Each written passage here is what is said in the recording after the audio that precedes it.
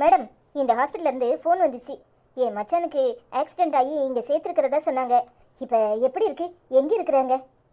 ஓ, அந்த ஆக்சிடென்ட் கேஸா? அவருக்கு தலையில் அடிபட்டிருக்குமா? இப்போ மயக்கத்தில் தான் இருக்காரு. ஐசியூவில் தான் பார்த்துட்டு இருக்காங்க. நீங்கள் அவருக்கு என்ன வேணும்? மேடம், ஐசியூவில் இருக்காங்களா? இப்போ கண்ணு முடிச்சிட்டாங்களா இல்லையா? நாங்கள் போய் பார்க்கலாமா? நான் அவரோட குழந்தையா? இவங்க அவங்களோட ஒய்ஃபு. இல்லைம்மா, அவரை இங்கே கூட்டிகிட்டு வரும்போதே பயங்கர பிளட் லாஸு. தலையில் வேற நல்ல இன்ஜூர் ஆயிருக்கு. அதனால இப்போ டோனர் கிடைக்கல பிளட் கொடுக்கறதுக்கு. இப்போ தான் டோனர் அரேஞ்ச் பண்ணி போயிட்டு இருக்காங்க. அவருக்கு வேற பிளட் குரூப்பு ரொம்ப ரேரான குரூப்பான்.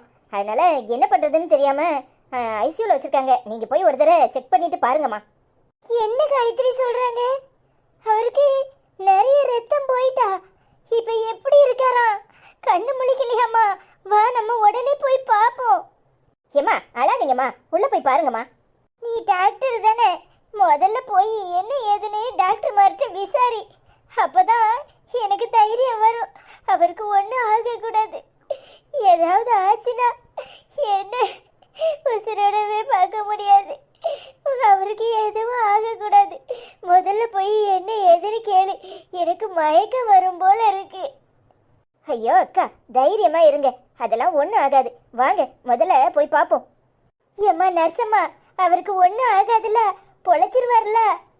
ஐயோ மேடம், அதெல்லாம் ஒன்றும் ஆகாது. ஐசியூல இருந்து வெளியே வந்துட்டா அவர் பொழைச்சிக்குவாரு. டாக்டர்மார் பார்த்துக்கிட்டு இருக்காங்க. நீங்கள் போய் என்ன ஏதுன்னு விசாரிங்க. அக்கா, நீங்கள் வாங்க. ஏம்மா, ஸ்டேஷனுக்கு கால் வந்துச்சு. ஏதோ ஆக்சிடென்ட் கேஸாமே, அதை பற்றி விசாரிச்சுட்டு போகலான்னு வந்திருக்கேன். ஆமாம் மேடம், மழை நேரம் பைக்கில் போயிருந்திருக்காரு. ஸ்கிட் ஆகி கார் கடியில் போயிட்டாரு போல. பயங்கர அடியான் தலையில். இப்போ தான் ஆப்ரேஷன் நடந்துட்டு இருக்கு.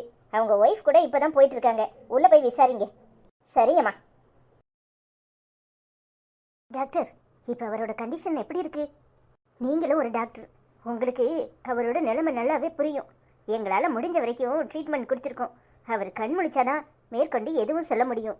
அதுவும் இல்லாமல் அவர் தலையில் மட்டும் இல்லை, கால்லையும் நல்லா அடிபட்டிருக்கு. அவர் கால் ஃப்ராக்சர் ஆயிருக்கு. என்ன டாக்டர் சொல்கிறீங்க? கால் ஃப்ராக்சர் ஆயிருக்கா?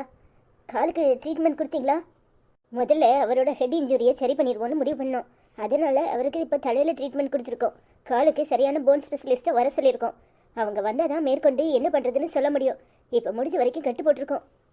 அத்தான், என்னை பாருங்கதா, என்கிட்ட ஒரு வார்த்தை பேசுங்கதா. உங்களை இப்படி பார்க்க முடியல, கஷ்டமாக இருக்குதா. சுப்பு சுப்புன்னு வாய் நிறைய கூப்பிடுவேல. இப்போ என் சத்தம் கேட்டாலும் இப்படி சத்தமே இல்லாமல் கிடக்குறீல. என்னை என்னெல்லாம் பேசுவியே? அடியே சுப்புலட்சுமி, ஏன்டி இப்படி நொய் நொய்ங்கிற? என்ன ஏமாத்துறியா, நடிக்கிறியான்னு கேட்பேல. இப்போ என்னை யாரு கேட்பாத்தா? அதான் என்கிட்ட சண்டையாவது போடுங்க. உங்களை இப்படி என்னால் பார்க்க முடியல. மனசெல்லாம் வலிக்குதான். கண்ணை முழிச்சு பாருதான். அக்கா ப்ளீஸ் அழாதீங்க, இது ஹாஸ்பிட்டல். ஏக்கா, நீங்கள் பேசுகிற எதுவும் அவருக்கு கேட்காது. அவர் மயக்கத்தில் இருக்காரு. கண்ணு முழிக்கட்டும், அப்புறமா வந்து பார்ப்போம். வெளியே வாங்க. புரிஞ்சுக்கோங்கம்மா, அவருக்கு ஒன்றும் ஆகாது. அவர் கண்ணு முழிச்ச பிறகு பேசுங்க. தயவு செஞ்சு வெளியே உட்காந்துருங்க. டாக்டரம்மா, என் நிலமையை புரிஞ்சுக்கோங்க. என்னால் அவரை விட்டுட்டு ஒரு ஓரமாக போய் உட்கார முடியாது. இந்த ரூம்லேயே நான் ஒரு ஓரத்தில் உட்காந்துக்கிறேன். அப்புறமா அவருக்கு நீங்கள் ட்ரீட்மெண்ட்டு கொடுங்க. நீங்கள் என்னன்னாலும் பண்ணுங்க, நான் ஒன்றுமே சொல்ல மாட்டேன். ஆனால் என் கண்ணு முன்னாடியே அவரை நடத்துங்க. எனக்கு பார்க்க ஒரு மாதிரி இருக்கு. வெளியே உட்காந்தா நான் செத்தே போயிடுவேன். ஏம்மா புரிஞ்சுக்கோங்கம்மா, உங்களை வச்சுக்கிட்டலாம் ட்ரீட்மெண்ட் கொடுக்க முடியாது. நீங்கள் வெளியே உட்காருங்க. நான் கண்ணு முடிச்சது சொல்கிறேன். ப்ளீஸ் டாக்டர், அவங்கள வெளியே கூட்டிகிட்டு போங்க. ஆமாக்கா, எலும்புங்க. அவங்க சொல்கிறது சரிதான். நீங்கள் வெளியே உட்காந்துருங்க. நான் இருக்கிறேன்ல, நான் பார்த்துக்குவேன். என்னால் முடியல காயத்ரி, நீ அவரை பார்த்துக்கோ. அவருக்கு எதுவும் ஆகக்கூடாது.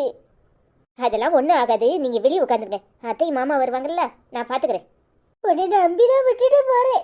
என் புருஷனுக்கு ஏதாவது ஒன்றுனா என்னால் தாங்கிக்க முடியாது.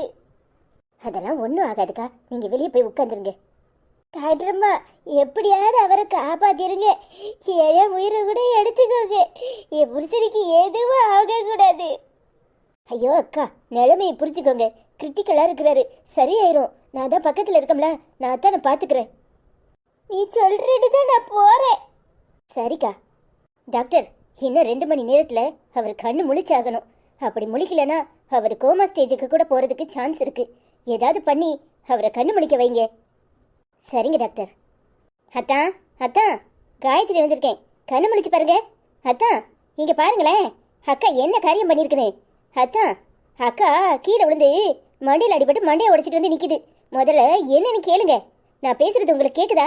அத்தான் கேட்குதா? தான் நீங்கள் பேசுறதுக்கு எந்த ரெஸ்பான்ஸும் இல்லை. அவருக்கு யாரை ரொம்ப பிடிக்குமோ அவங்கள வந்து பேச சொல்லுங்கம்மா. அவருக்கு எங்கள் அத்தை தான் எல்லாமே. எங்கள் அத்தையை வர சொல்கிறேன் சீக்கிரம். அத்தை அவர்கிட்ட பேசுங்க. ஐயா ஐயா, அம்மா வந்திருக்கல்ல, நீ என்ன அம்மாவை இப்படி காக்க வச்சிருக்க? ஐயா கண்ணு முடிச்சு பாரியா. ஏலே அம்மாவை இப்படி அழ வச்சிட்டு நிக்கிற? ஏய் என்னடா இப்படி படுத்து கிடக்குற? அம்மா கூப்பிட கூப்பிட உனக்கு காது கேட்கலையா? ஐயா ஐயா. அத்தை கவனிச்சிங்களா?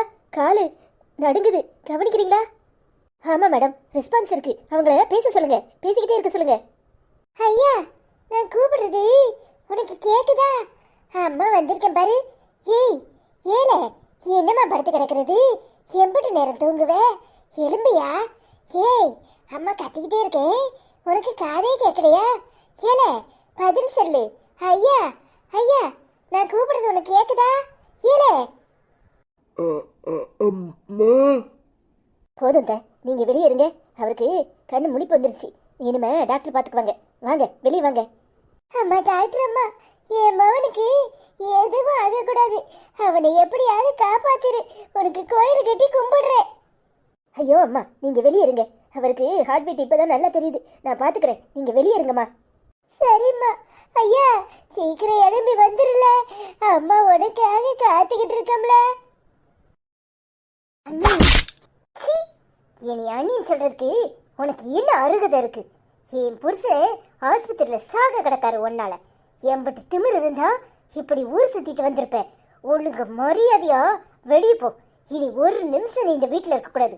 அப்படியே போயிரு. அண்ணி என்னை மன்னிச்சிருங்க. அண்ணனுக்கு இப்படி நடக்கும்னு எனக்கு தெரியாது. நான் மழை நாள கொஞ்சம் லேட்டாக வரலான்னு இருந்தவோ தவிர வேற எந்த அர்த்தமும் இல்லை அண்ணி. என்னை மன்னிச்சிருங்க அண்ணி. சி என்னை இன்னொரு தரம் அண்ணின்னு சொன்ன சிறப்பு கழிச்சி அடிப்பேன். மரியாதையா போயிரு.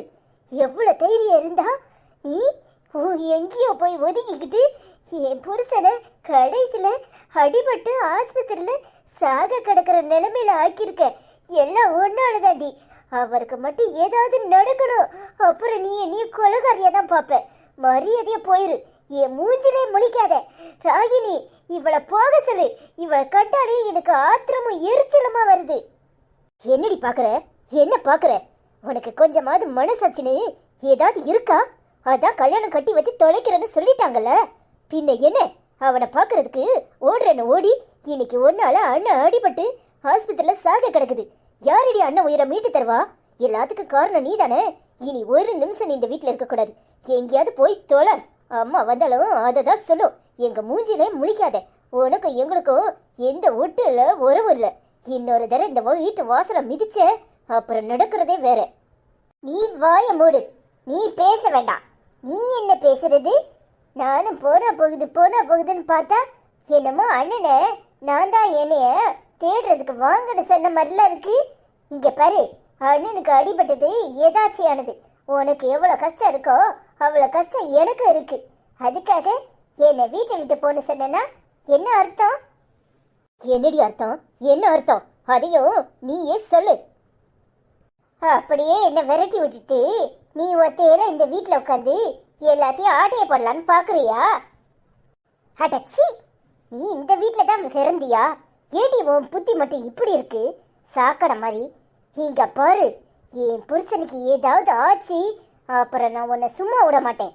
என்னடி நினச்சிக்கிட்டு இருக்க? அவளாடி சொத்துக்கு ஆசைப்படுறவா? அவளை பார்த்து இப்படி ஒரு கேள்வி கேட்குற? எதுவுமே வேண்டான்னு தூக்கி எறிஞ்சிட்டு போனவா அவ. ஆனா நீ உன் புத்தியும் நீயும் உருப்படவே மாட்டேன். நீ நாசமா தாண்டி போயிடுவ. அத்தை வரட்டும், அப்புறம் இருக்கு உனக்கு. இங்க பாருங்க, என்னை வீட்டை விட்டு போக சொல்றதுக்கு உங்களுக்கு யாருக்கும் எந்த அதிகாரமும் இல்லை. நானும் போனா போகுதுன்னு பார்த்துட்டு இருந்தா என் அண்ணனுக்கு அடிபட்டது எனக்கு மட்டும் கவலையா இல்லையா என்ன? அவரை யார் போக சொன்னா? நீங்க தானே? அப்ப இது எல்லாத்துக்கும் காரணம் நீங்க தான். அவரை நானா கூப்பிட்டேன், நீங்க தானே வர சொன்னீங்க. அப்ப அடிபட்டதுக்கு காரணம் நீங்க தான், நான் இல்லை. புரிஞ்சுச்சா? அடச்சி, அவர் அடிபட்டு ஆஸ்பத்திரியில் கிடக்காரு, என் புருஷன் சாக கிடக்குறாரு. நான் தாலியை கையில பிடிச்சுக்கிட்டு நிக்கிறேன். உனக்கு எவ்வளவு திமிர் இருந்தா என்னாலதான் அவர் அடிபட்டு கிடப்பாருன்னு சொல்லுவேன். அட பேதியில போறாளுவலா, என் பேர அங்க அடிபட்டு சாவ கிடக்கா. இங்க நீங்க ஒருத்திக்கு ஒருத்தி குஸ்தி போட்டுட்டாலேதா, குஸ்தி போட்டுக்கிட்டு. ஏட்டி, ஒழுங்கு மரியாதையா உள்ள போங்க. வடிவு வந்து எதுனாலும் பேசிக்குவா. எவ்வளவு அவகிட்ட பேசாதீங்க. உங்க கையால பச்சை தண்ணி கூட கொடுக்காதீங்க.